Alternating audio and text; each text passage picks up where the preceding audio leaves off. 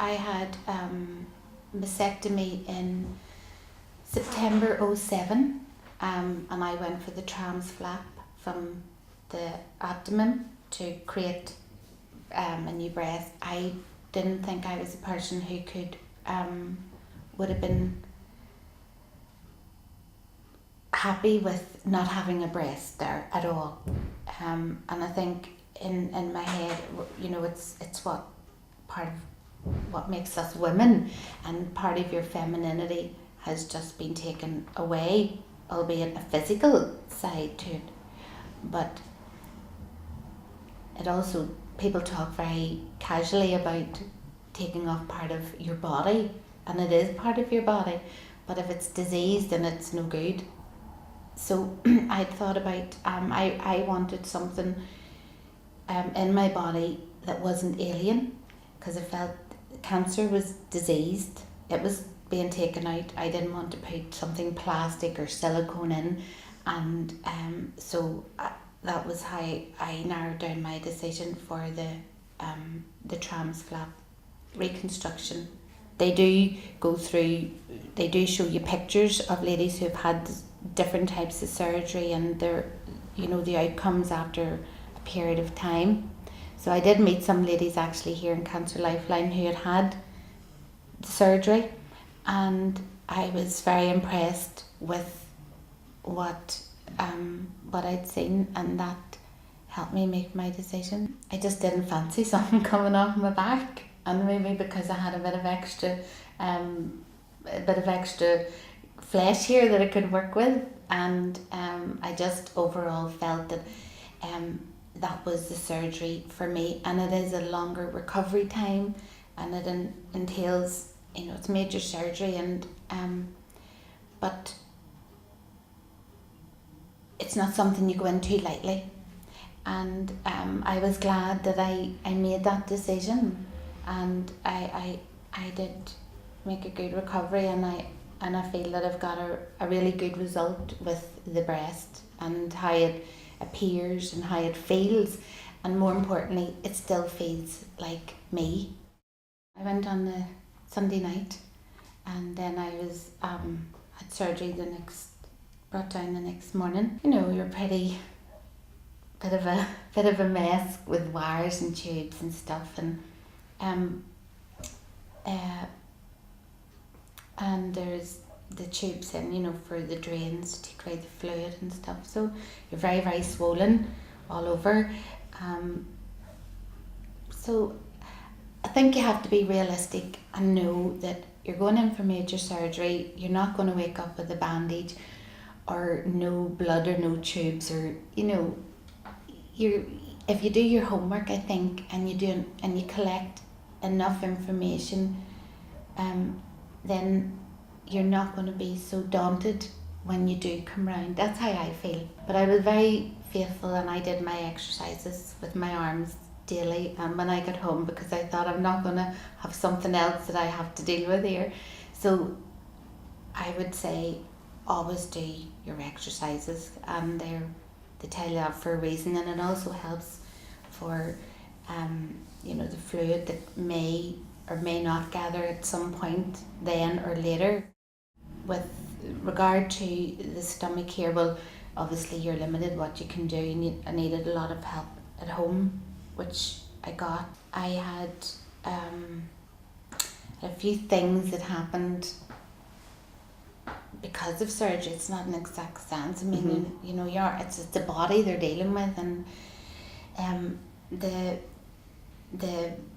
the cavity there kept filling up with fluid. So twice I had to go to hospital and have it drained, but I looked as if I was quite heavily pregnant.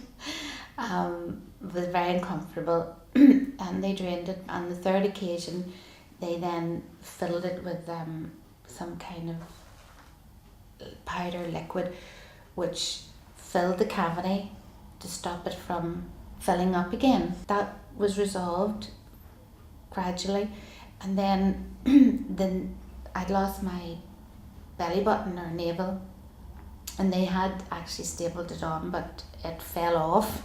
So that was kind of alarming. so of course rushed over to the hospital, and they packed it up and said it happens. The skin had died, it hadn't taken, but I had no forewarning of that particular thing that it might happen, so I wouldn't have been maybe so afraid or panicked by it. God's good, and you can live without the real thing, and you can get something pretty close to it, and I think I realised then that your mind is such a powerful tool, and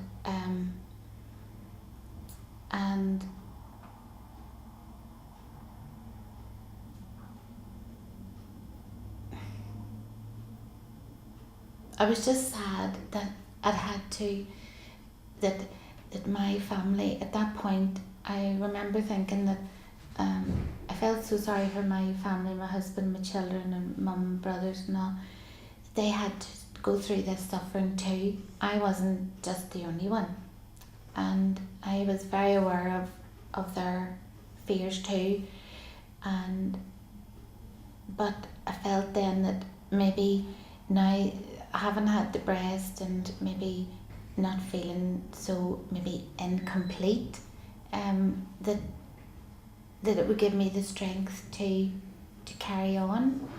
I don't know, makes sense. It's just, I just had a lot of thinking to do, and my thinking was that I needed to be strong for myself, because I didn't want to be dying. I didn't want to go anywhere and wasn't leaving my two daughters, and if the breast, and there was obviously the case that the tissue may not have taken, and I wasn't going to in my head take second best, and if it meant undergoing a lengthier recovery time and surgery, well, so be it. And if that's the way it was, then I was prepared to do that.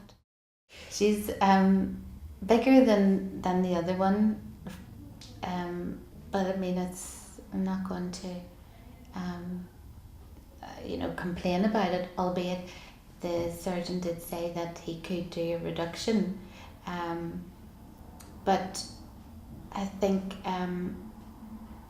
for wearing clothes and things like that, it's fine. I just felt then I could just get up and get on with life and not have to think about it. There's the breast there, and my daughters have seen it. There is no nipple on it as yet. That can be done down the line if I so wish. It's not a priority, but I think it was important also for them to see that it's not complete, but there's a complete picture. And my daughter would say, "Why did the doctor give you a bigger one than that one? You didn't go in." I'm trying to explain to her, but so it's real life, and it's what you have to live with, and know that it's a good breast. It feels very real, albeit it's heavier than the other one, because it's the muscle is because it is muscle, and it obviously weighs heavier. Just recently, back in April, I had an infection again. I had a wound, it opened, and couldn't get it to heal, so been to the GP, and he's been wonderful, but he did refer me to the consultant again. So there was a mesh put in following the trams, a mesh put in to support the abdomen following the surgery, but they believed that half of it was infected, so I underwent surgery again just there in August. So I was had surgery to remove half the mesh, so I was opened up again from hip to hip. It's healing well. I have no regrets about what I've done and the decisions I've made, although I've had to have more surgery, and it has kind of been a wee bit ongoing, but for me it still was the right decision, and hopefully that's the problem solved once and for all. It's important to ask for help and say, I need help, and it's only temporary. I know that now, you know, the help that you get, you're only going to be off your feet for a short time, so it's not a permanent thing, so you have to ask for it. I would say to just ask all the questions that you can, and there's no foolish question. It's foolish not to ask a question, and you make decisions regarding yourself all your life, from small to big, and the biggest one is concerning your own health. And so don't be afraid to ask. You're not offending anyone, you're not hurting anyone, you're just saying, this is my body, and I do have a responsibility and an onus on me to assert myself, and be aware of as much information that's out there or that you need, and you don't have to rush and make big decisions, and they don't have to be made on the spot. First, do they really want it, and who do they want it for? And then of course what type suits them, and it has to go into your lifestyle too, and meet up with other ladies, and but primarily it's for you. You're the person, and you're not just a wife, a mother, or a sister or daughter. You're you, and what's important for you is primary, I think, because if you're happy and healthy, then everything else really does fall into place.